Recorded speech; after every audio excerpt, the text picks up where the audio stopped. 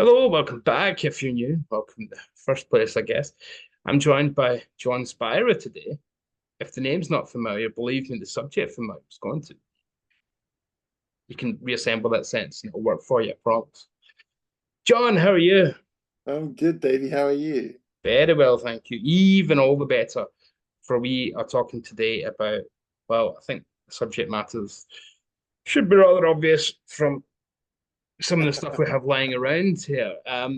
John has directed this new project, The Life and Deaths of Christopher Lee, which has an all-star ensemblage. Don't think that's the word, but it sounds like it should. It sounds like Um, a better version of the actual it word. does, doesn't it? It sounds like the kind of word Christopher Lee might have used. And then you'd have went, Absolutely. that's good. The assemblage was remarkable. Why did you get Peter Serafinowicz and not me? Um, so we're going to go into this all-star documentary about Christopher. All sorts of faces and whatnot involved on screen talking about Chris, but it hasn't just been a straightforward talking heads narrative. You've done something a little bit a lot bit different to say the least with this one. Do you want to talk us through how you'd sum up this project? Oh, it's weird, it's really weird. And that kind of developed partly because while I was researching, while we were starting to make the film, I was just struck by how weird his career was in general. I think a lot of people kind of think when they think Christopher Lee, they really do just think that very narrow kind of Hammer period, and then the kind of end of his life when he was kind of in Star Wars and Lord of the Rings and the kind of big movies then. And the truth of it is that this was a man who never stopped working, who I think holds the world record for the most screen appearances, like separate screen appearances. He did almost 300 films in his career. Um, and he almost kind of he almost defined a way of working as well, because he was once he was established kind of after, even actually when he the way he is in that first Hammer Dracula film, because he's only on screen for like 8 minutes in that film. People don't even kind of realize that. And that kind of went on to become kind of a feature of his career, is that he did these kind of these roles that he called, he named them himself, short roles. And they weren't small roles ever, because they were always like actually key to the narrative. He would be the character who would turn up two-thirds of the way through a film and be the key to what was going on. He'd either end up being the big bad guy, or he'd be the kind of like person who revealed something.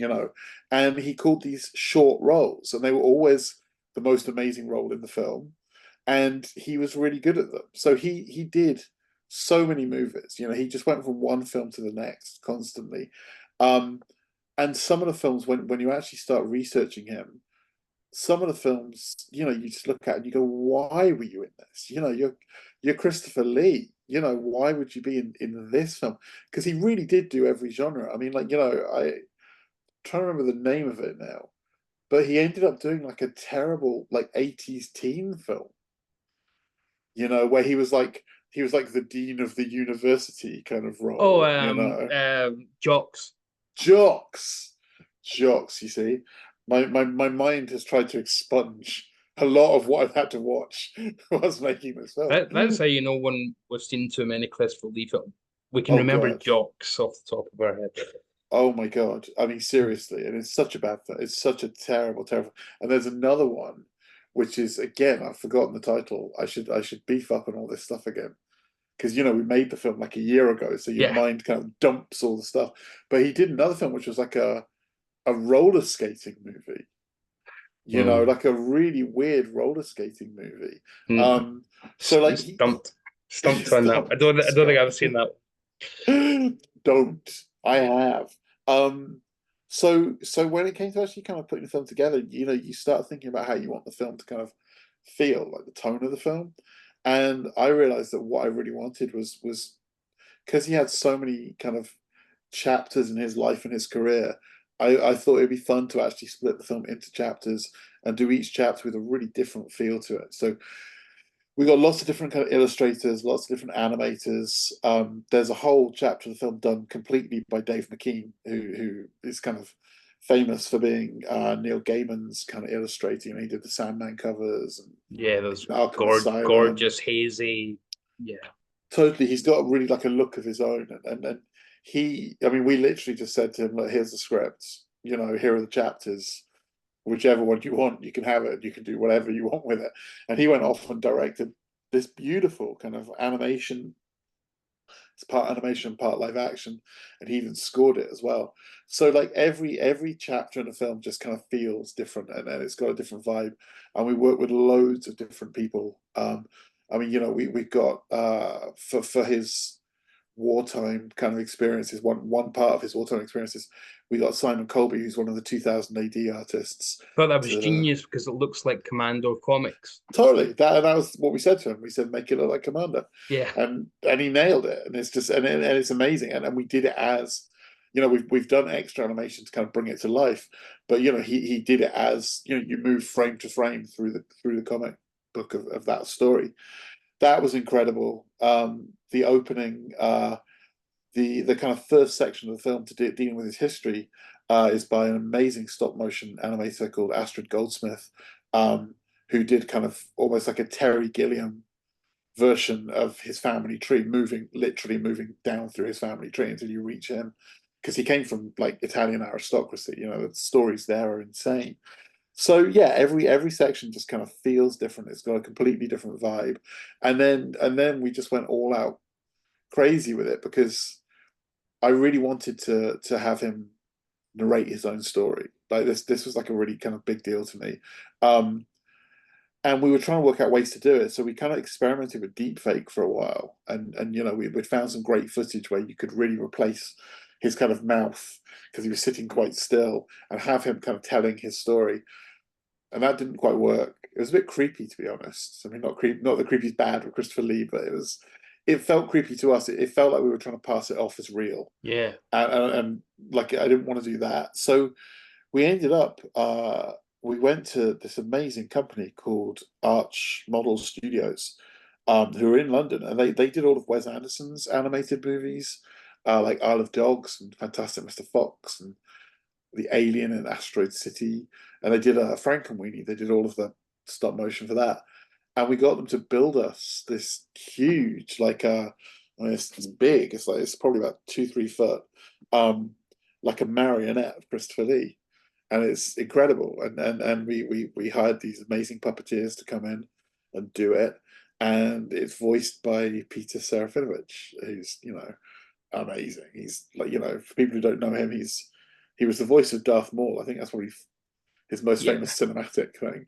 I But mean, he's also, you is know, Darth Maul part of the whole Simon Pegg crew from totally. Spaced and the like? But come on, if you haven't seen the Peter Serafinowicz show, people, and specifically Brian Butterfield, you you really need to see Peter Serafinowicz. Just Google Brian Butterfield. It'll be easier than trying to remember how to spell Serafinowicz, to be honest. But yeah, those sketches are genius. They still go viral every so often. How that He's out touring. He's been touring Brian he's been touring Butterfield. Brian, yeah. So like it's, and I think one of our sessions was right after he'd done that, a night doing that.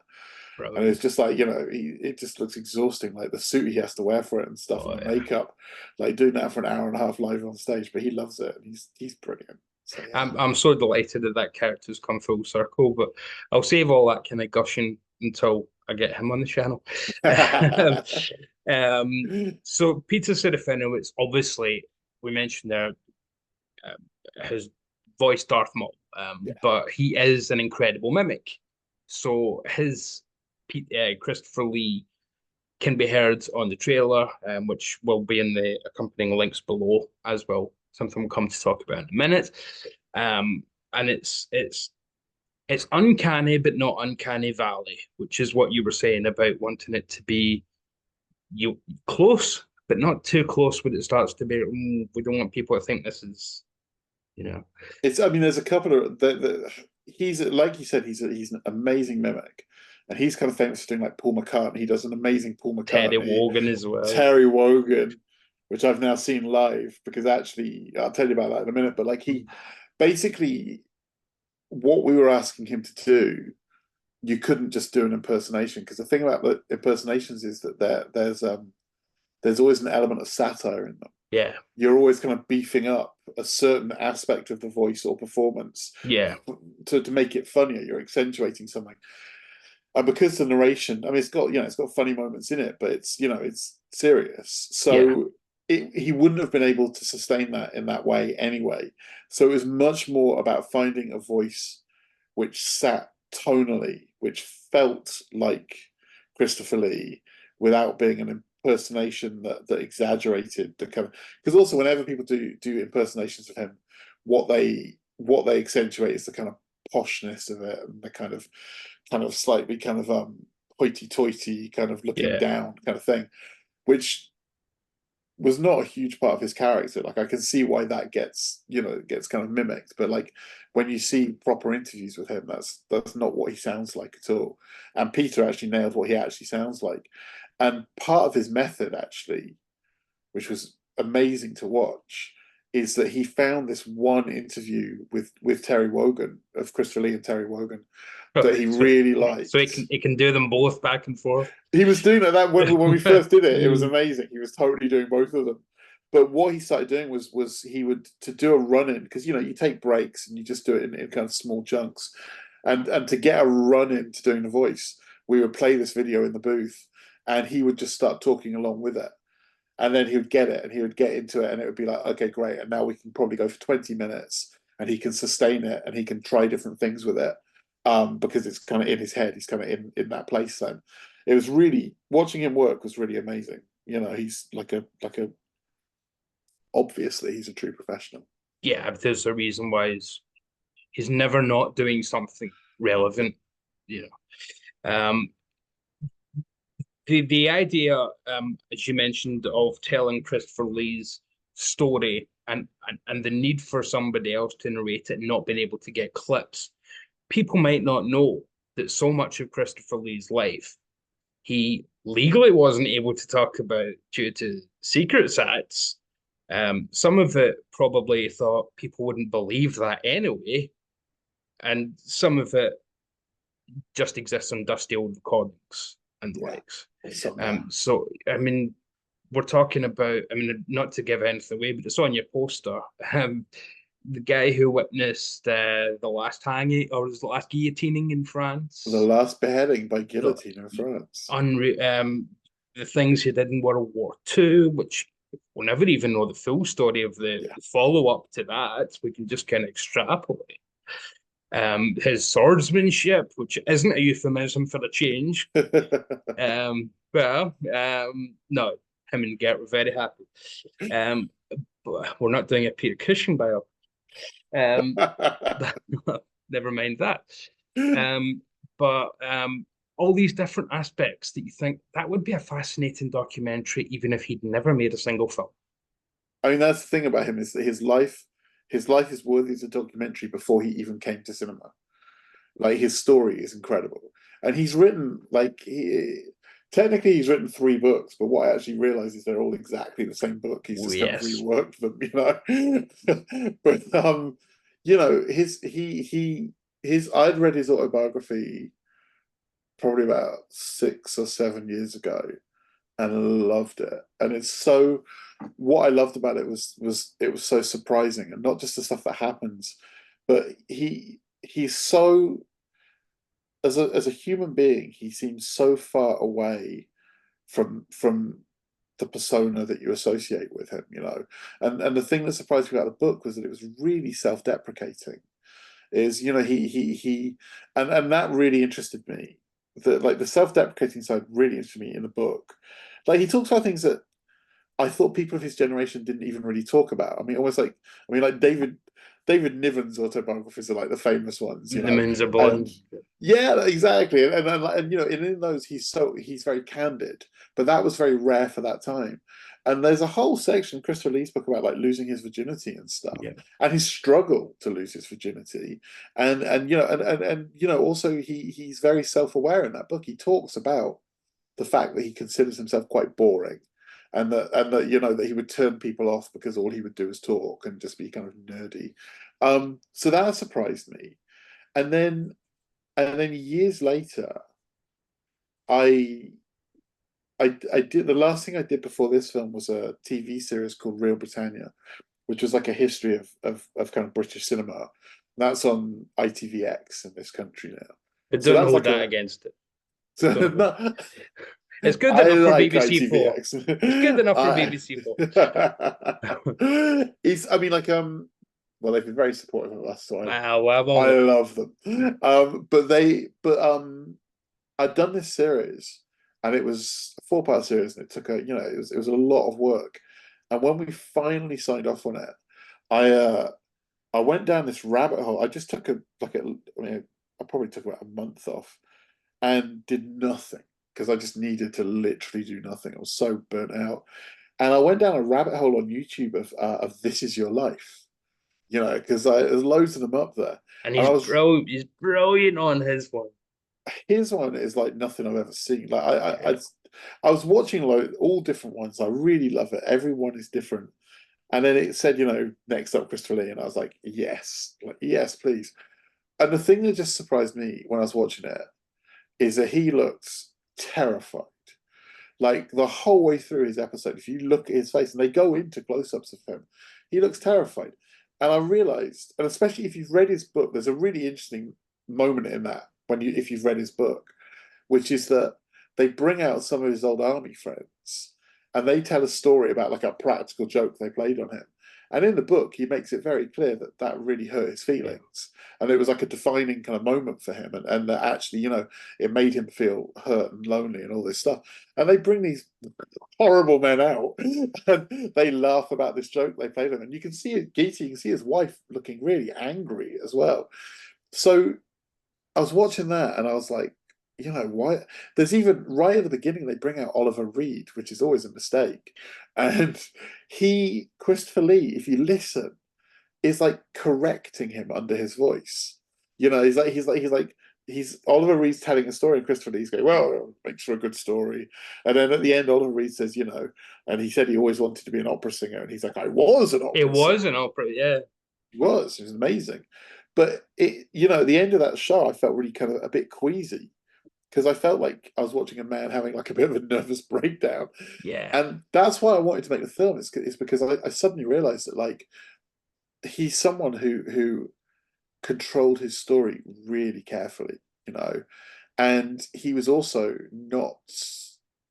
not necessarily a kind of like responsible. You couldn't necessarily trust what he was saying.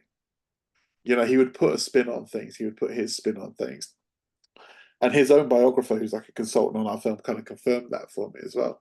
So, what we do is we have him telling his story, but then the talking heads kind of gently contradict the story or reshape it, And what it ends up being at its core is kind of a film about insecurities, about kind of people's insecurities, And I think because of that, it'll give the audience, I mean, certainly people who've seen it so far, we've had a really good response from. It makes him more human, and it lets you appreciate him on an entirely kind of different level. And we got stuff that I was not expecting. And I mean, the interview with Peter Jackson, he was so forthcoming. He was so open to it and kind of honest about it. And he talked a lot about the kind of insecurity that he saw in Christopher Lee as an actor, and how surprised he was because this is one of his heroes from childhood, and the guy turns up and he's worried that Peter Jackson's going to fire him because he's not good enough. And that comes across in his autobiography as well, where he has this great appreciation of American filmmakers, and although Peter Jackson's a Kiwi, kind of superstar filmmakers. He's still technically a Hollywood filmmaker. Yeah. So there's an idea from his book that, I mean, he mentions how amazing it was to work for Spielberg. He doesn't then say, even though 1941 was the most critically lambasted Spielberg film up to date by far. But he's just happy to work for what he regards as an actual director. He's not lumped with. I mean, I don't know how he personally felt about Terence Fisher or the likes, but he's delighted to finally get the chance to work with these guys who are, hey, they've got the main film, the main American film on the marquee this month, and I'm going to be working with Totally. them. You know, And actually, that there was a really it's not in the film. It will be on the Blu-ray. But part of the interview with Peter Jackson, he told an amazing anecdote, um, which was that he took Christopher Lee out to lunch at one point, and they were just talking, about life and about the career, and and I think at the time Peter Jackson was doing Tintin with Spielberg. So he mentioned him, and Christopher Lee was just like, well, I worked with him. I was in 1941, and Peter Jackson goes, oh yeah, no, of course. He's like, when was the last time you spoke to him? And he's like, well, I haven't really spoken to him since, pretty much since then. And he said he wouldn't remember me. Um, and Jackson's like, what do you mean he wouldn't remember you? Like, you're Christopher Lee. What are you talking about? And he's like, oh no, he wouldn't remember me. And so Peter Jackson got his phone out, phones Spielberg, gets the answering machine, but he says, hi Stephen, I just want you to know that I'm here with Christopher Lee. We're just having dinner. And just wanted to kind of, he just wanted to say kind of hello. And Christopher Lee was kind of upset. He was, oh, you shouldn't have done that kind of thing. And he said 20 minutes later, there's like a beep on his phone, and Spielberg has sent him a video message. And Spielberg had been out eating as well, and he had left the restaurant, and he'd gone into the car park to record a message just for Christopher Lee saying, I have such fond memories of you, like, I hope you're well, and all this stuff. And Christopher Lee was really kind of moved by this, because he genuinely thought, well, he wouldn't remember me. wow, Yeah. that is a hell of a story. I mean, it shows the real difference between the way he perceived British film, which was on its knees by the time he kind of moved away from it. Obviously, sporadically still did it, but he did have this great regard for that next generation, if you like, who came through. Yeah, Tim Burton used them obviously, and Joe Dante used them, and Peter Jackson, George Lucas, of course, in Star Wars. The baby boomers, if you like, generation. Although Absolutely. Jackson's a little bit young for that, but that Yeah. kind of generation that came through, who obviously they discovered him through Hammer and probably some Amicus or the like, but they used him in very different roles, which he Well, he seemed to really appreciate. totally, and Jackson again. He does talk about this in the film, about the fact that he had to kind of say to Christopher Lee, "No, you should be proud of these films. Yeah. This is why everyone wants to work with you. Like, you should be proud of them. They're nothing to be embarrassed about."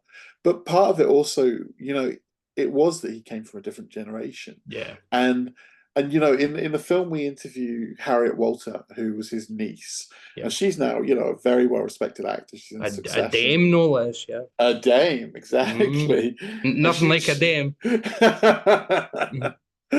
she was great, and she was a really good interview.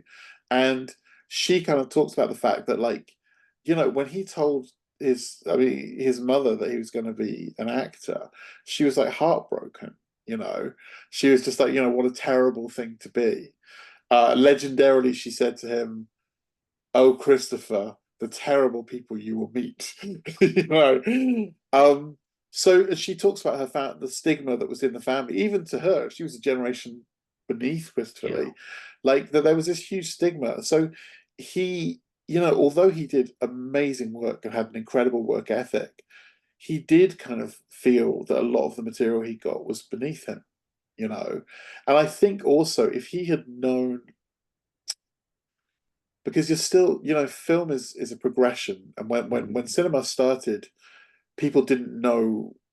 I mean, like those original silent films, no one expected them to survive till now. They were sideshows. They were And that week's content, if you like. Yeah. 100%, and they all ended up. There's that great film, Dawson City, Frozen Time. I don't know if you've seen Yeah, that the movie. Bill Dawson, Morrison, Bill Morrison. yeah, Yeah. Bill Morrison, and where they found all these missing films because they all ended up at the end of the line.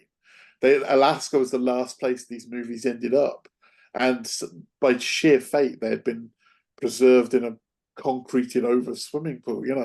So I think that like no one in the era that he was working from, the kind of 1940s, would have thought that we would have YouTube or streamers or Mm, kind of digital platforms. They would have just said, well, a film comes out, and even video, even VHS they wouldn't have thought of at that point. So yeah. they literally would have just thought a film plays in the cinema, and unless it becomes a classic, it vanishes. So I think there's a whole section of his career that he never expected to be carrying with him as he went.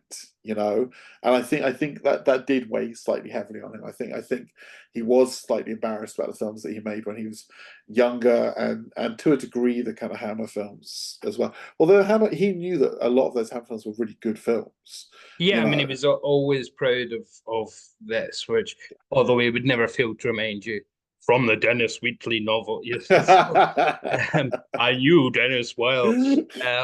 So he would never fail to. I don't know why you got Peter again, um, but he would always remind you it was from the novel, and then the Wicker Man would always be mentioned as well. One Behind Me, where Jenna would be mentioned for his performance, which, to be honest, that is the only great thing about the film. Well, no, the story itself, but regardless, you could watch a Yeah. documentary for that. He's the reason to watch it. I mean, that film is a performance, though. I mean, that's Yeah, you know, that's a yeah. stunning piece of work, and it's so sad that so few people have seen it. And I'm kind of glad that it's now out from someone like Indicator, so Yeah, people who just buy labels will buy it. So absolutely, we'll get that kind of crowd.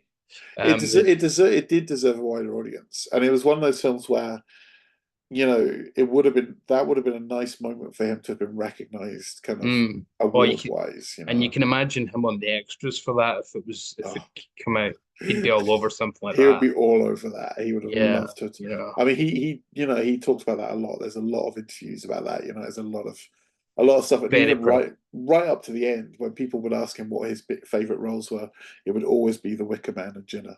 Yeah, the three that always pop up in terms of favorite: Devil Rides Out, Wicker Man, and Jenna. Yeah. Those are the. It wasn't going to mention, I don't know, The Gorgon or Horror Express, or films that I really like. I really, really like. I really, really like, and I really like. I don't know. I love him in Gremlins too. I mean, that was In his case you favorite film know. to make. He said that several times, that just as an experience of making a movie, that was his favorite. That was his favorite crew and his favorite kind of experience. Horror Express is something else. There's John Landis in the movie talks about Horror Express, Oh, yeah. and he's so right. And what he basically says is like, he says, no matter how shit the film, Christopher Lee and Peter Cushing would always be amazing. And Horror Express is the kind of pinnacle. Like the film couldn't be worse, and they couldn't be better. I mean, like there's a he actually singled this out. It was before I'd seen it. I went and watched it straight afterwards. But there's an amazing moment in the film where they're kind of trying to solve the case of what's going on this train, the murders, and can't remember who the other guy in the room is, but he says, there's a suggestion that it might be you gentlemen behind these murders. And Peter Well, Cushing. it can't be us, We are British. Exactly, it's us. We're British. Which Peter Cushing would kind of do again in at the Earth's Core, the Amicus Right. movie, where he has a line where the dinosaur is trying to uh, use mind control on him. You have to watch that film for the context of that. And he says, "You can't mesmerize me. I'm British." 2 seconds later, there he is mesmerized. Um, that's not quite on the level of Horror Express. And actually, I think John Landis is underselling the rest of the movie a little bit there. I think it's got much to commend it. You're right. No, it's a really enjoyable film. Nothing so much as the rapport between the two of them. It's Oh, it's the best example of them as a because they did what 22 films. something like that, yeah. And it's the one where you can say if you want to see them jumping off each other back and forth, that's the one. This is the one. Yeah. The Gorgon and whatnot. yeah, they're on screen together, but they're not on screen together very much. Or How Do the Baskervilles not on screen Yeah. very much, you know. Yeah, and it doesn't count. They're not, they're playing such different roles. Yeah, It's not the two of them double heading. Like Horror yeah, Express is a proper kind of buddy movie. yeah. I mean, you could have that in the Gorgon because they are both kind of investigating what's going on, but we just don't get it. It was probably too early for that kind of iconography of the Cushing-Lee dynamic to take off. Yeah, Because as mentioned by a million people, including someone in your documentary and who's doing part of the extras package, which we're going to come on to in a second, Jonathan Rigby. Jonathan Rigby has mentioned during his career a lot, obviously writing English Gothic and whatnot, doing the series with Mark Gatiss on horror, history of horror, that Christopher Lee was Hammer's monster, as they considered, and Peter Cushing was their star. So you see the picture of the marquees, and it would be Christopher Lee's character, say Dracula, but it'd be Peter Cushing's name. Which, well, Cushing was also older and more senior. yeah, Like Cushing was very established before Christopher Lee was. yeah, And people don't necessarily realize that, but they, in fact, one of Christopher Lee's first ever performances on film at all was Hamlet, was Olivier's Hamlet, where you've got Peter again, Cushing Peter Cushing, yeah. as is he Osric, I think, in He that. is Like indeed one of it's the a main, proper yeah, role, yeah. and Christopher Lee just snuck onto the set and dressed up in a uniform and kind of shouted in the play within the play scene. So that actually very much kind of sums up that kind of dynamic that Cushing. I mean, Cushing was already the star with Hammer, I think, before. What just about? I mean, he'd done the Abominable Snowman That's and right. things like that. But yeah, I mean, it's 1984, which kind of established Peter Cushing as just a superstar in the country, even though that was TV. Yeah, Pushed him forwards in terms of his career, and then Hammer were glad to get him on board, so you can see why they did push him. Plus, but he did also, have. I Sorry. mean, I would also say kind of back then that you. I mean, it's still true to some degree in horror films, is that the person, even though the creature or the monster in a film is iconic, the person playing them often isn't. Mm, And Christopher Lee was very much his first proper monster role for Hammer was Frankenstein, mm, where he was very much cast for his height and his kind of movement abilities. And when you think about Hammer, later on they used like Dave Prowse as the monster. They weren't looking for kind of great. I mean, they wanted a good performance, but they weren't looking at great act. You could retrospectively look at that and go, "Oh, casting Christopher Lee as Frankenstein's monster is a very clever move because he's a great actor." But the truth is, he got that particular part because he was big. He fit the role. And actually, what happened is his performance was a surprise. It was a revelation. yeah. And it's great. I mean, that, people laugh about Hammer films, but that particular film is very good. And his performance in that is incredible. And there's the stories that again we don't need to go into because anybody watching this and watching your film will know a million times over. But the story is about him being told that, well, if you don't come back for this one, Chris, then we're gonna have to let the whole crew go, and which he liked to relay that as his kind of excuse, as if anyone's asking for one for why he would make Yeah. some of those films. No one's sure. I Oh, mean, there's certainly Jonathan Rigby certainly thinks that the stories are kind of fairly apocryphal, yeah, and the point that he makes is that there's plenty of times that he got back into the Cape on his own volition. He's talking about kind of dragging his feet to be in another Hammer movie, but the truth is he made a lot worse movies dressed as vampires after that. yeah, and I've always said, what did he have against? I mean, obviously, he had personal issues with Carreras' family over money, perhaps, but I think it was money. um, let's be honest, some of those Franco films, Yeah. they are 100 times worse than not just any Lee film at Hammer, any Hammer film. But you know what? I think he really respected Jess Franco. He I loved think Jess Franco that I for think that's kind of the difference. Is I think that sometimes, I mean, the thing is that when you make movies, like I've had this a million times over in different roles on different films, but like you no one sets out to make a bad movie ever, you know. And the truth is that sometimes your favorite experience making a film turns into the worst film that you've made, you know. And I think he loved work. I think Jess Franco was very experimental and very kind of what the word would be, flamboyant is a weird word, but just, you know, It fits for excited, Jethro. passionate. I don't know, Yeah. like excited about the creative process. Hot-blooded. Hot-blooded, and also, you know, you've got to remember that back then, right up into the 1970s, British cinema, we had such a strong industry that it operated in a very workmanlike fashion. Yeah. You know, it was very staid. It was very kind of like, you know, the directors would wear suits and it would be efficient and it would be about Yeah. getting this done on time and getting this done on budget. And I think when he went to Europe in the 1960s, you know, he was suddenly around really creative people doing really kind of crazy things.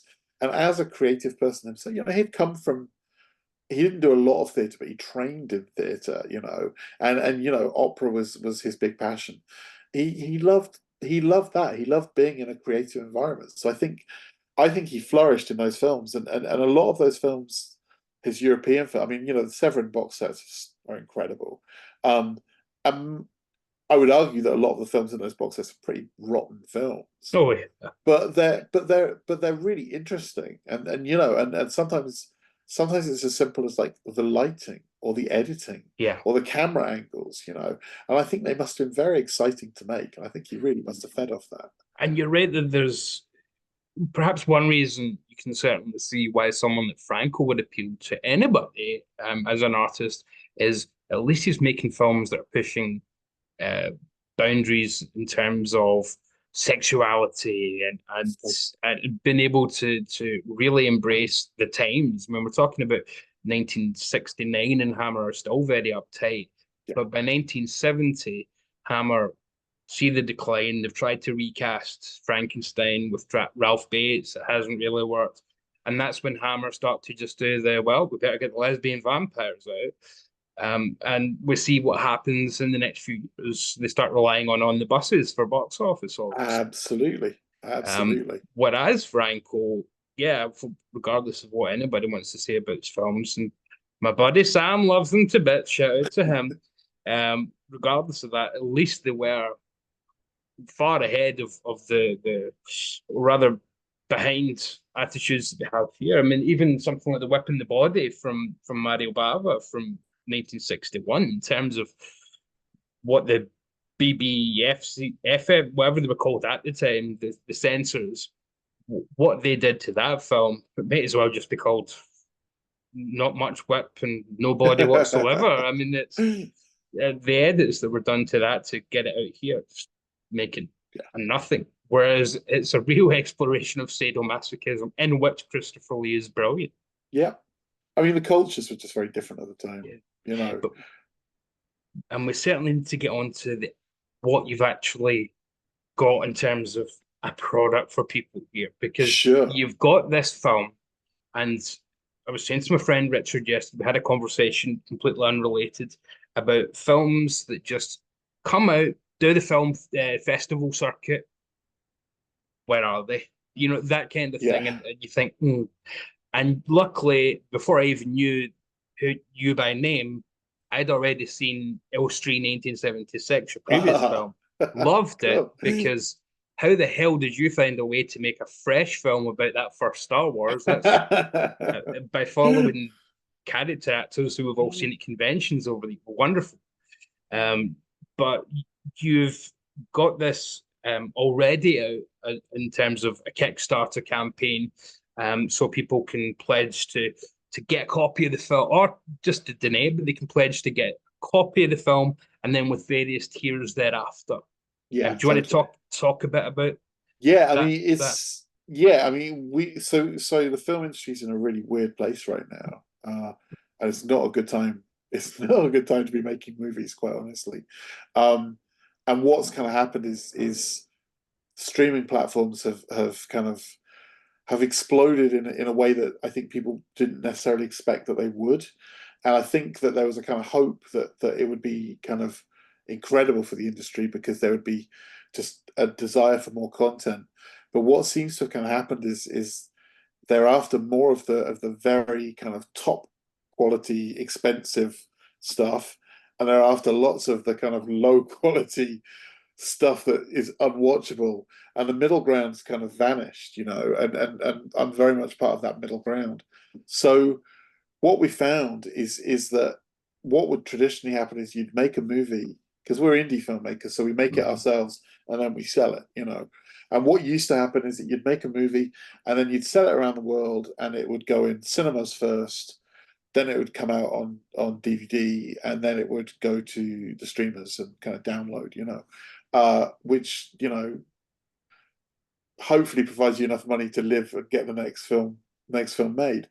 And what's happening now really is that the cinema rights, it's hard to get movies into cinemas at all now, and companies are taking the risks with physical media, and the ones that are taking the risks, they're certainly not taking the kind of financial risks where they'll pay particularly fairly for the rights. And we were just a bit confused with this one. We sold the streaming rights really easily. It's going to be on Sky later in the year, in this country, and it's going to be various places all around the world. But no one wanted the physical media at all. And we're all of us who make these movies, especially me and Hank, the producer, we collect Blu-rays, we collect physical media. We've got big DVD and big Blu-ray kind of collections. And just as film fans, we know in our heart of hearts that there is an audience out there who want this film. Yes. And want to own a copy. Yes. Because as you well know, as great as the streamers are, you never know when they're going to take something down and it's never going to come back again, So, yeah, we were just like, well, if no one wants the physical rights, we'll do it. We'll do it ourselves. Hey, let's put on a show, And I've used Kickstarter before to fund earlier films and to fund. I write books as well, and I've always done my books through Kickstarter as well. And I love Kickstarter. It's amazing. It's for people who don't know, it's crowdfunding, which basically means it's almost a pre-order. You go on and you say to people, "This is the project I want to make," and if enough of you buy a copy of it in advance, then that funds the production. Something you can do. On this one, we've already made the movie. The movie's completely finished. What we want to make now is really great physical media versions of it. So we're doing on the website, on Kickstarter. You just go to kickstarter.com and search Christopher Lee, and you'll find it. And there's all different levels. Are you going to put this? Great. Don't worry. Thank you. Like the smallest level is we're going to do like a viewing party of it. So we'll do like a live thing. Me and Hank will be there, and we'll you watch it on your computer live, and then we'll do like a live Q&A after it. That's like the lowest thing. I think the next level is download to own, and at that point you get your name in the credits as well, and a couple of other bits and bobs like digital posters, soundtracks and stuff. And then we're doing a Blu-ray, and the Blu-ray is going to be awesome because it's. I've got a little. There we go. The mock-up doesn't actually exist yet. That's a slap shot in there. Well, it's a shame he wasn't in it. Suzanne sucks, but never mind. He'd have been good in it. So we're going to do an amazing Blu-ray. We did all these interviews, and the heartbreaking thing when you make a documentary is, you can interview someone for like 2-3 hours, and you'll end up with kind of 12 minutes of footage that makes the final movie. Like that great Peter Jackson story that you didn't get to. 100%. And the thing that you, as an editor, the thing that you cut out first is always the anecdotes, because anecdotes are always too long to fit into a film. The best anecdotes are like Shaggy Dog stories, and you can't dedicate 6 minutes of film time to one person talking. Just the facts, ma'am, just the facts, and then you end up with something that, with the best of intentions, could be a DVD extra times. Exactly. Well, I mean, yeah, exactly. We never, our movies are. We always come to our subject matter from a different perspective.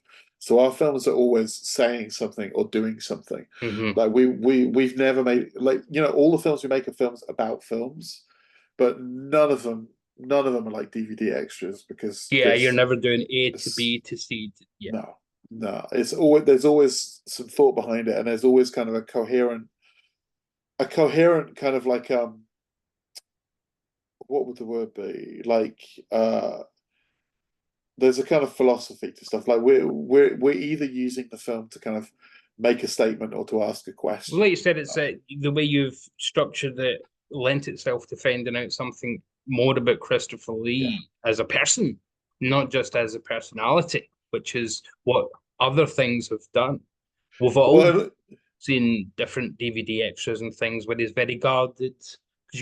I always think of Christopher Lee as the eyebrows tell you how he's feeling. If the eyebrows are that's very non, true. if they're nonchalant, then you're not going to get much out of him. If he has them going like that and they start to perk up a little bit, he's happy. He's going to open up to. That's the Can I tell you a very funny story that I've just remembered based on what you just said? yeah When we were having the puppet built, uh Hank, the producer, was the main kind of, they'd send me kind of things to sign off and designs and stuff. Um, but at one point, I said to Hank, because I knew the face was animated, and I said to him, "Oh, make sure that the eyebrows are going to move." And he was like, "Okay." And he goes off, and he comes back to me next day. I'll get the figure wrong, so I always get numbers wrong, so I don't want to actually say it. But he said to me, he basically said to me, "Look, if you want the eyebrows to move, it's going to cost us an extra like $4,000." And I was just like, "You can take it out of my salary because those eyebrows. This is Christopher Lee, and yeah. those eyebrows have to move, and they move. They are What is this Henry Cavill's wonderful." mustache? I mean that you're right. I mean it's so expressive. It's part of his It's a performance. huge part of who he was, And so when he had the eyebrows doing that, his smile would light up a room. He almost looks like a different person when he's delighted. Um, totally. a totally different. And you mentioned the soundtrack as well, so that's going to be included digitally. Yeah, Um, absolutely. so I mean it's a full package, and then there's So that's just the Blu-ray. Like there'll be loads of yeah. extra features on there. We'll do a commentary, loads of cut footage from all of the interviews, Hmm. um, and hopefully some cut sequences from the movie as well. Because you have to cut whole chunks out to get down to the running time you want. And then so then we move on to like there's a deluxe version which comes with some prints. We've got Johnny Greenteeth. We've also got a surprise coming soon, but I can't quite announce it. But we do have a legendary artist who you will be able to guess immediately, who has painted Christopher Lee many times. We're going to get an original portrait from him for the package as well. And then we got the box set, and the box set is what it's all about. And it's a coffin shaped box set, and it comes with a bunch of extra. There's going to be a book in there with new writing from Jonathan Rigby, new writing from Dr. Joe Botting at the BFI. There's going to be all the usual art cards and badges and stickers, all kinds of stuff. But the coolest thing is the Arch Model Studios, the people who made the puppet, they are producing for us a death mask of Christopher Lee. Like it's going to be about kind of 4 inches, and it's going to be Christopher Lee's face, and it's going to be completely limited edition. They've never done this before, and the whole box set. We're only doing this on Kickstarter. Like this is your one chance. Like I think there's about 3 weeks left on the campaign to donate. And Well, important to mention as well, just in case we don't, if people do back it after seeing this, you don't get charged till May the 28th. absolutely, and you don't get So, charged unless it's successful, unless we and make oh, all the it's going money. to be successful. If I I have think to we're go out going there and to get do my Bob Geldof, then it's going to be, that. just get your fucking money. It's going to be successful.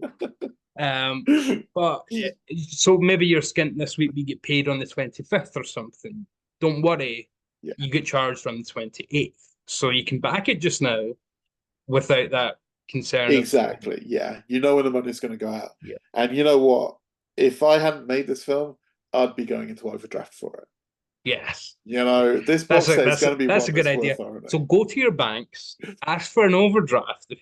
Yeah, if you haven't already, cost of living crisis. Yeah, why I not? mean, what I know, and I know this from experiences, like this is a true limited edition. Like we are going to produce basically as many are as ordered, and we're going to number them as well. Hopefully, we're going to get like a hologram on it as well. It's going to be strict limited edition, and what's going to happen. This always happens. Like, this happens with my projects. It's very frustrating while the campaign is going on. It's always kind of 6 weeks later, a whole wave of people find out about it. I'm like, oh my God, am I too late? Am I too late? And in this case, like, yeah, you're too late. This is going to be a numbered limited edition, and it's going to shoot up in value.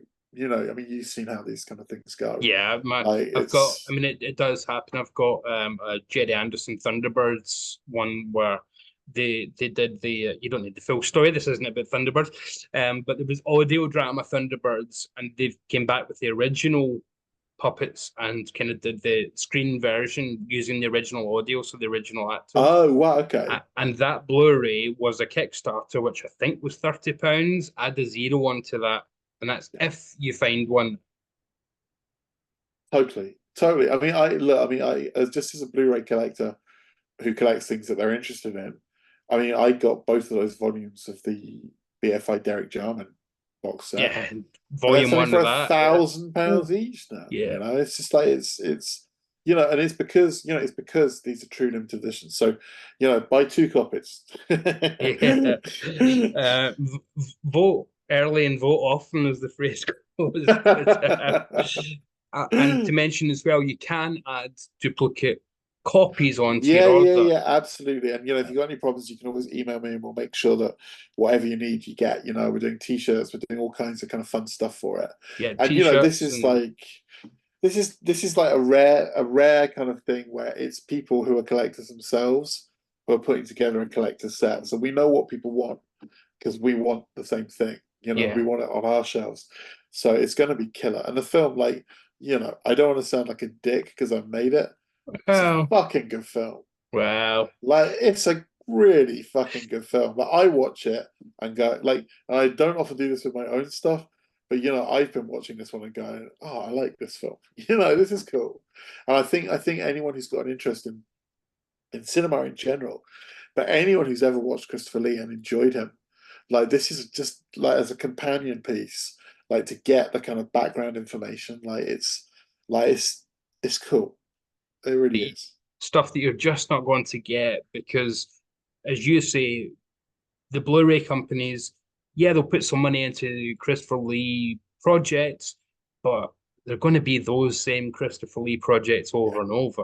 They're going to yeah, be Hammer. They're going to be Amicus. I mean, one that delighted me last year was Dark Places coming out on Blu-ray, absolutely. and I know that's already been in the box set, but we got a separate version of it over here, which has a big long documentary from Jonathan Bigby again, about non-Amicus, non-Hammer, non-Tyburn, non-Tygon, one-off British horrors, if you like, Absolutely. which Yeah, I mean, the thing, you know, one of the things that was so hard about making this film is that he made so many films for so many companies that trying to track down the rights to using some of the footage is an absolute Well, nightmare. can I just say that one of the things that made me go, I can trust this guy is the trailer because you used footage from the return of Captain Invincible. Yes. And And let me tell you, Davey, okay? So, my personal first proper experience with Christopher Lee was seeing Return of Captain Invincible on TV when I don't even know how old, probably 6 or 7, you know. And for years, it felt like a fever dream. I yes, was like, did I actually see that? Like, am I crazy? Like, I think I saw this film. I have this memory of this film. And then it cropped up on American DVD when I was in my 20s, and I got a copy of it. And I was so happy because it was everything that I remembered it and more.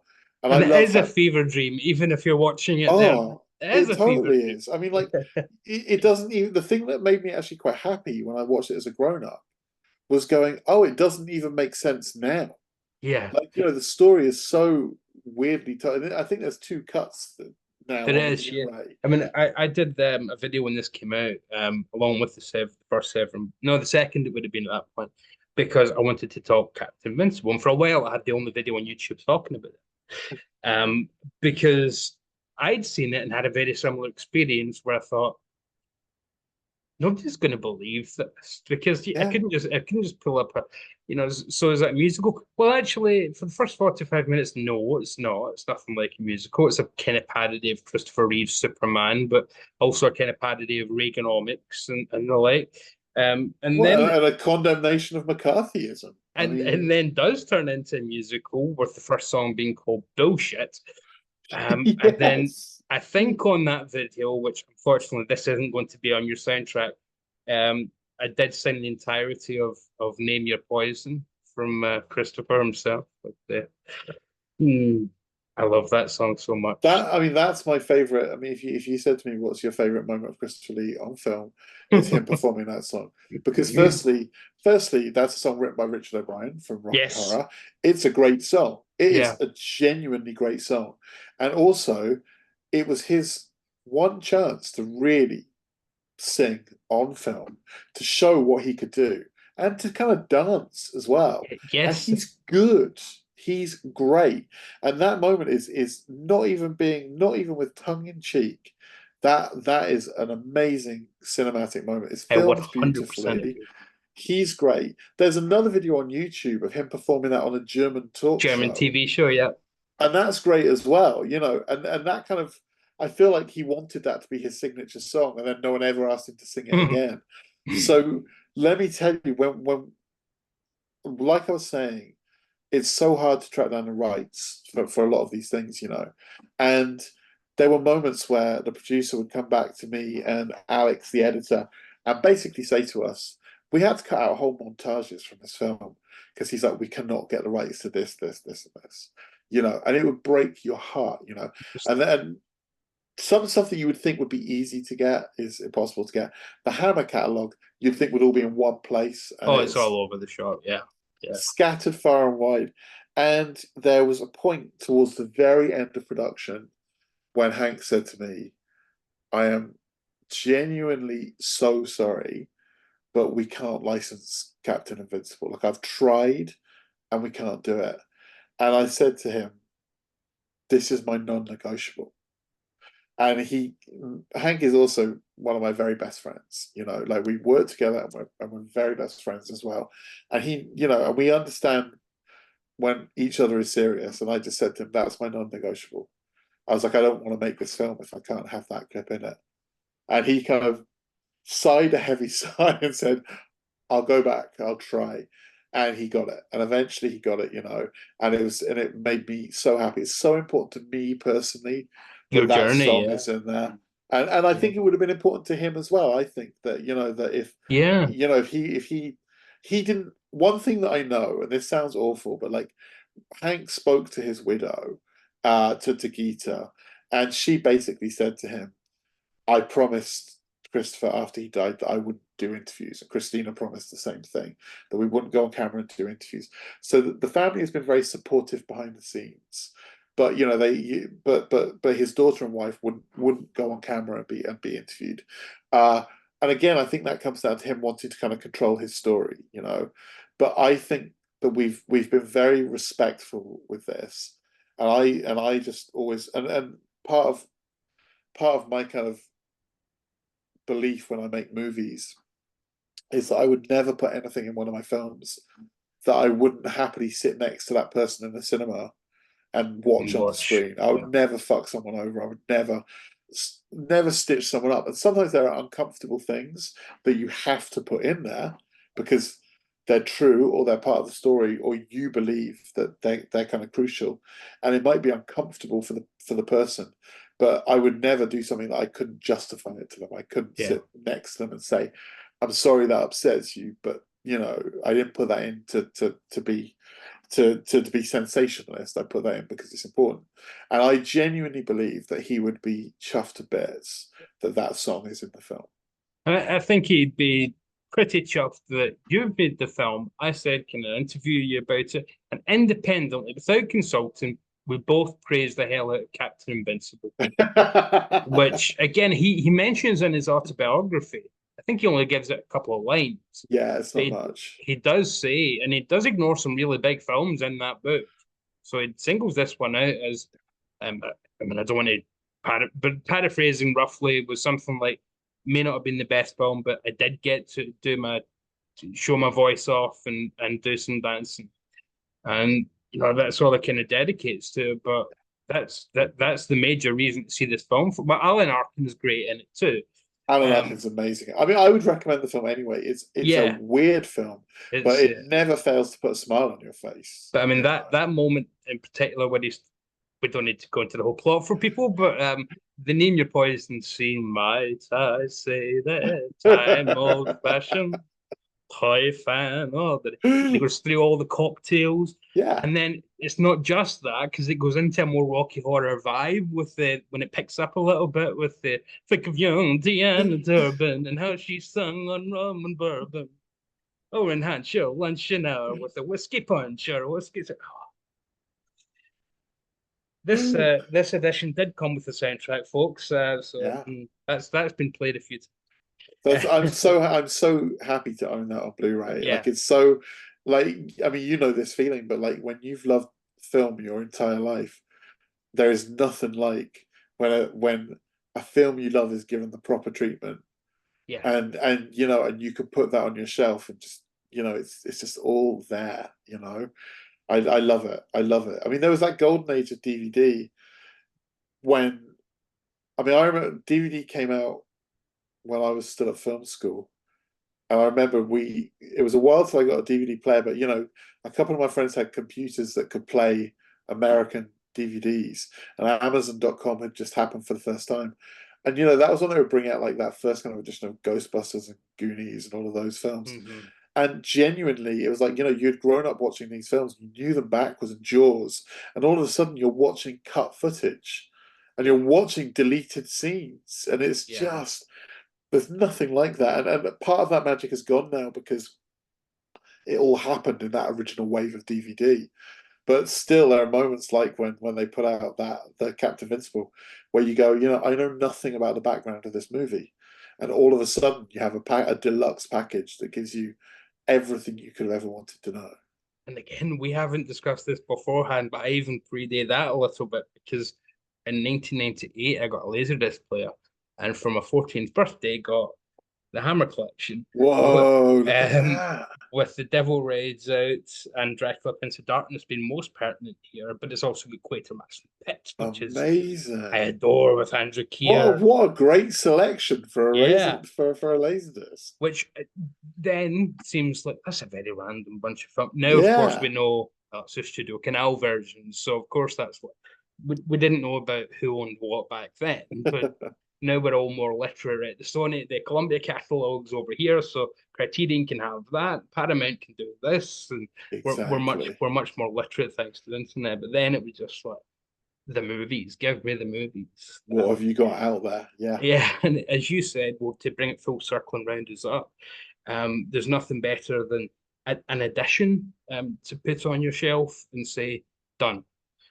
And that's kind of what we're going to get with this project. I feel is I if not the last word in Christopher Lee, because there's always different stories and certainly, as you said, bit of a Shaggy Dog story.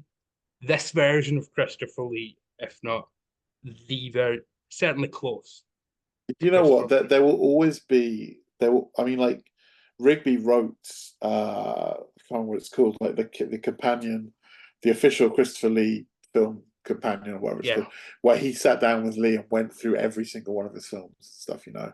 And there will always be documentaries. I mean, for Christ's sake, I sat through a 4 hour documentary about Bon Jovi the other fucking night. Okay.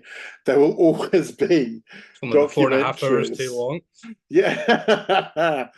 There will always be documentaries which will just give you a chronology, Yeah, which will just go, this happened, then this happened, then this happened, then yeah, this happened, this happened.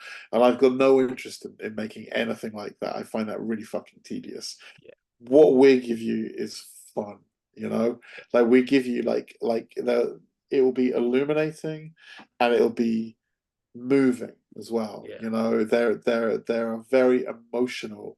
I mean, Jesus, Dave McKean's section. You know, the first time I saw that made me cry because it's a very serious part of the film, and it's you know like it's there's I'm not saying this about myself. I'm saying this about all the people I collaborated with, from the people who made the models to the animators and the illustrators and the editor. You know, there is artistry in this documentary. Like it's a beautiful thing. And if you love cinema and if you love Christopher Lee, you know, yeah, it's not going to list every one of his 200 whatever movies. But what you're going to get is a really nice experience where you're going to feel closer to him, I think. I think it's around 240 movies, 60 TV shows, something like that, I Yeah, think is something like roughly that. unreal. And you just know that was him also having turned down loads as well, which is Absolutely. um, so yeah, I mean, unreal. What we're going to get 100% sure is just the stuff that we can't have on these because they're telling the story of The Howling 2, for those that need the story of The Howling 2. We're telling the story of Fu Manchu. We're telling the story of the Hanging Judge over there. We're telling the story of, well, I don't think we could hear some of the stories that are in films involved with these two sets. They might be a little. That Amsterdam one, but he's going in at the sex shop, so I don't Oh my God. blame me. You know But that this, what shocked me about that one was I turned it on, and firstly it felt like it's the one where he's the author, isn't it? It's mm, the yeah. And it firstly I was like, is this shot on video? Like it looks like it's shot on like VHS or something. Like, and it starts with this terribly unconvincing party scene, hmm. you know. And then the guy goes to meet his dad, and his dad's played by one of my guys from Elstree 1976. I was just Who like, played who was it again? Garrick Hagan, Oh wow, who and was he's big Biggs in starlight. Yeah. yeah. Wow. And I was just like, this happens to me all the time. Is that the projects that I work on? There's so many connections. You just go, Yeah. God, how is that connected to that? And in And fact, one of the other ones is that Christopher Lee, when he was in his later life and decided he wanted to pursue his music career, he did a couple of songs with this guy Gary Curtis, which are on YouTube, and they're enjoyable. They're weird, but they're enjoyable. And it's before his heavy metal. This was kind of more kind of singing, kind of it did the country and westerny stuff for a while. exactly Yeah. country west, exactly. I was watching the video for that, and Christopher Lee, his limousine pulls up at a party, and his driver gets out and lets him out. And the driver's another guy from Elstree 1976. I phoned him up. I was like, "What the hell?" He's like, "Oh yeah, that was a fun day. That was a fun day." And so there's always these mad connections. Did you It's not? I think the connections are what partially drive my fandom of things because I watch a Hammer film and there's 100 actors that have been in Doctor Who. I go, he was in a Patrick Troughton story in 1965, absolutely and that woman from Amicus with Lee and Cushing, that she was in a Blake Seven, and you just start to spot this totally. over and over and over. The film industry It's being. so. I mean, that is one of the fun things about. One of the things that I always love about Joe Dante films is that Mhm. he always cast people from the movies that he loved from the kind of 50s and Kevin 60s and McCarthy stuff. and stuff. Yeah, Yeah, Dick Miller was always yeah. cropping up, and so yeah, that's just. And again, that's what happens when people who love movies get to make movies. Now I'm going to ask you a question that just popped into my head Sure. when we were talking at the very start, really, about 10 hours ago. Because this is what happens when people find out how geeky the other person is. You don't stop. All right. We just keep going back and forth. Um, if Christopher Lee, you said so, he was born in that era where they had terms like uh, um, respectability of theatre rather than a legitimate. I'm legitimate, darling. That kind of stuff. Yeah. If Christopher Lee had been born in 1970, what would the biggest difference be? Do you think, or 1980 to put him into that kind of? You mean as in if he was in the generation of kind of movie stars Yeah, now? yeah. What He would wouldn't he he? wouldn't have got cast. He wouldn't like there's no what's happened now is if you look back to films even kind of 15 years ago, Hmm. there were you had film stars and you had character actors, Hmm. and I feel like the character actor thing is almost I feel like Paul Giamatti is the last The character last of the actor great. kind of standing. And I someone who looked like Christopher Lee would never have been a leading man in this era. So he would have When to have done it younger. You would have to have done it oh younger. The not hair even pieces would have had to have been a bit further he wouldn't forward. have stood a chance. I mean, like I think if you showed kind of cinema goers now of whatever you call it, Generation Y, the millennials, kind of. Yeah. And I'm not bitching about. I'm not one of those people who bitches about the millennials. It's Yeah, fine. but we're not But Gen Z, let's be honest. yeah, but like I think if you showed them a picture of like Cary Grant or David Niven and said this was a romantic lead, you know, they'd be like, what? These people look ugly. And I think Christopher Lee also, I mean, he actually had some trouble early on in his career because people did say he was too tall and too foreign looking. Yeah. But I think there's no space for people who look real now. I think movie stars are so kind of, I don't think they even look real now. I think they're so kind of Yeah. like airbrushed and plastic surgery and Botoxed and stuff that like everything's kind of changed really, and I think that's a shame because I think you've lost these people who you've lost character, and that's what he had, and that's what people of his generation. I mean, Peter Cushing, I wouldn't say that he ever played like a romantic lead, but he was a hero in And Van films. Helsing in that first Dracula is not far away from a romantic lead, the way. Absolutely. Yeah. And then you even look kind of whatever it was kind of 20 years ago, when they make the Van Helsing movie, they have to cast Hugh Jackman. Yeah, They yeah. have to cast someone That who, shows the difference. Yeah, yeah, and I think that, and that's what I think is. So I don't know if he would have had a career, and also the way he got. I mean, I'm not going to do a spoiler for the documentary, but the way he moved into film hmm is fascinating, and it would mm. never happen now. It just wouldn't happen. So, So yeah, he so, wouldn't be there. so do you think best case scenario, if Christopher Lee was born 40 years later, we might see him on the last night at the proms doing his tenors? Wouldn't that be nice? Mm. You would hope so. You would hope so because I Yeah, think that's he certainly that was something he carried his whole life, and that's what he wanted his life to be. There was one point in his life where he could have got professional as an opera singer, but it would have required him to support himself. I think it was in Sweden. He got an Sweden, offer yeah. from Sweden, and he couldn't afford to support himself, so he kind of couldn't do it, and he always regretted that. That was a sadness that he carried with him, like to the grave. And it's yeah, that is perhaps the dichotomy of Christopher Lee, that we idolize him, and yet he didn't perhaps, I don't want to say appreciate, because again, nobody knows what he felt really inside because he was guarded, but he maybe just didn't realize just how adored he was by so very many, I think for that's what true. But I he think had done. also, I think part of what I wanted to do with this, what I'm always trying to do in my films is to humanize people.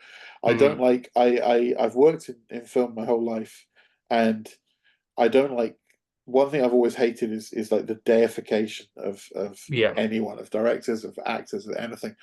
And I worked for a lot of years, well, for a bunch of years, into just as an interviewer, just like interviewing people, for videos and stuff, and I interviewed some of the most famous people in cinema, and I interviewed some of the most unfamous people in cinema, and I always treated them all equally.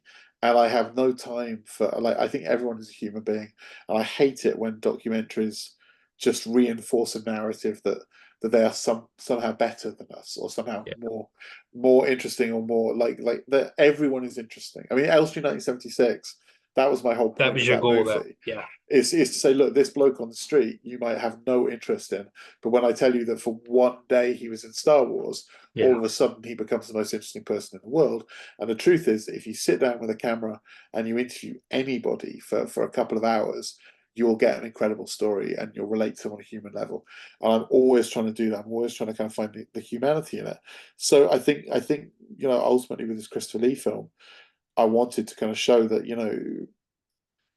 that we're all human, and that we all that we all have these kind of regrets and kind of wishes and kind of ambitions, and we all have.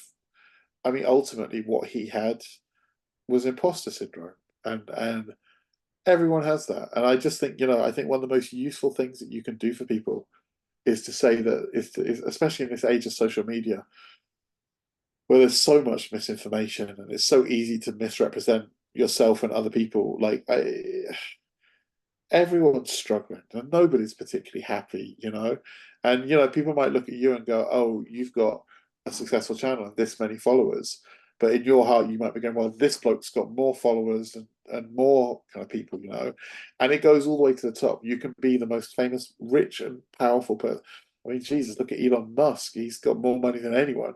I've never seen anyone who looks more like he's desperately trying to prove himself. You know, it's Or like Leatherface. or Leatherface. Well, he looks like Leatherface. Oh. Trying to prove himself and Leatherface. I just like I think it's really important. I think something you can do with these kind of films is you can humanize people. You And I can think people humanize, you can burst the bubble sometimes when it needs deflating quite a you bit. you can like again, Um, I think that Without could be going to the exploitative end, you that's what can, I don't want to do. I mean, yeah, like Channel 4 for a while did a series called like The Dark Side of, and it was like yeah, the dark side of Eric Morecambe and everything. And I remember thinking, what a mean spirited fucking thing to do, yeah, you know? Like how cruel to go in and just go, oh, here's someone who you've loved all your life, but look at this. He wasn't very nice to his children. Like I think that truth is very complicated, you know. Like you can't yeah, ever say someone is this kind of person because we're all different with everybody and we've all got good things and bad things about us. And if that resonates in anything, you know, Christopher Lee, who played so many villains and scary kind of creatures, you know, um was someone who was a nice person. He wasn't perfect, but he was human. Yeah, yeah. ultimately that's what we're trying to do. It was decent, which is probably better than being nice in a lot of cases. Do you know You just, the one thing that everybody said that was fascinating to kind of learn, and the one thing that everyone has said to me since I've made the film, when they found out I've made the film about Christopher Lee, is that he would talk to anybody. He loved being on a film set, and he didn't care who you were, how senior or how junior you were. He talked to everybody on the level. He paid respect to every single person. And I've got, you know, friends who worked in shops that he kind of would frequent and all of this kind of thing. And everybody says that he treated everybody with respect and as an equal. And I think that I don't know if there's a finer human on quality a in that. video, man. Yeah, I mean that's pretty rare, if not non-existent these Yeah, days in some cases.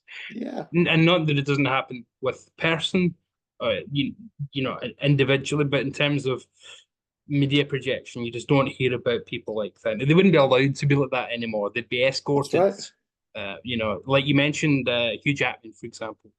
I mean, I've heard he's a nice guy, but Yeah, he's probably got somebody next to him pushing him to the next media interview every 5 seconds. So he's not got totally. time to do that. He's not got time to talk to the gaffer or the best boy. Or one day I'll find out what the best boy does. But till I'm happy just thinking it's a funny title to this day, to be I won't honest. spoil it for you. I do know what the best boy does, but Well, I've never made a film big enough to have a separate best boy. I'm just happy to think it means exactly what it does. He's the best. And because it reminds me of the Zucker Brothers joke at the end of Airplane where it says, worst boy, Adolf Hitler.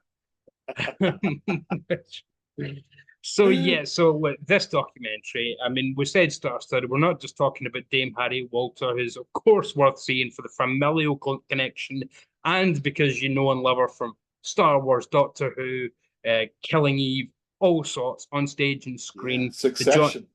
Succession, geez Louise, I think that's successful.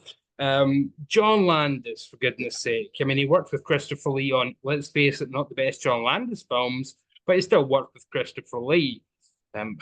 One day I'll But go they were over. friends. I mean, like they made that film together. Stupids. They made that Oh, film together. a well-named Um, film. well, you know, Landis. In fact, you know, this will probably end up on the Blu-ray. But Landis talked a lot about that film, and there was stuff going on in the background there. But Landis Well, was friend. Landis met Christopher Lee at Forrest Ackermansion when he was a kid. So he knew wow. Christopher Lee for decades, and they were really close friends. They'd phone each other all the time. Whenever Landis was in London, he'd go and visit Christopher Lee and spend time with him and stuff. They were proper close friends. So it might sound a bit random having Landis in there, but the truth is that he was so close to him Not that at he's all. got great stories. He's a legendary American director who works with Christopher Lee and worked with him again on Burke and Hare. You cast him Absolutely. in that. Yeah. So, which again is actually, I'd say that's a tad underrated, to be honest. I think Oh, I that's kind love of, that film. yeah, Yeah. it's certainly better than The Stupids for anyone wanting a recommendation. And then who else is on it?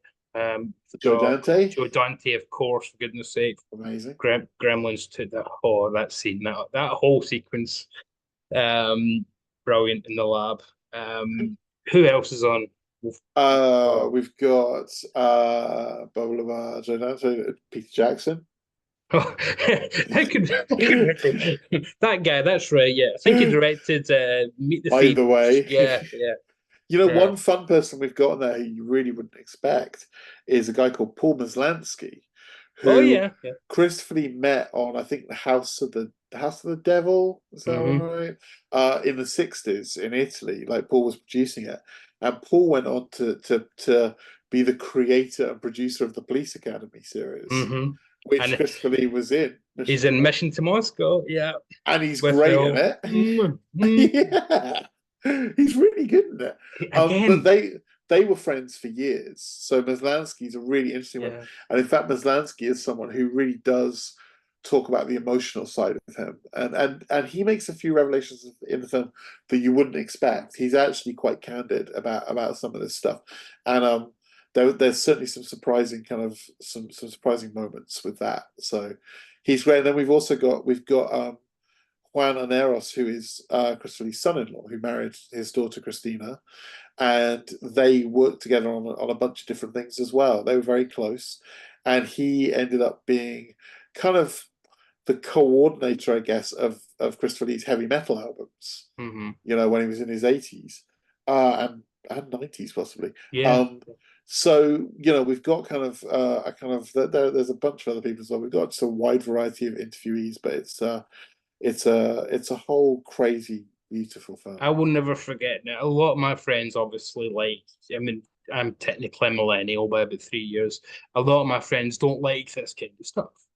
Sure. And to them, Christopher Lee is Count Dooku or absolutely not Sauron, the other one, Saruman. So that's Christopher Lee, but they still knew.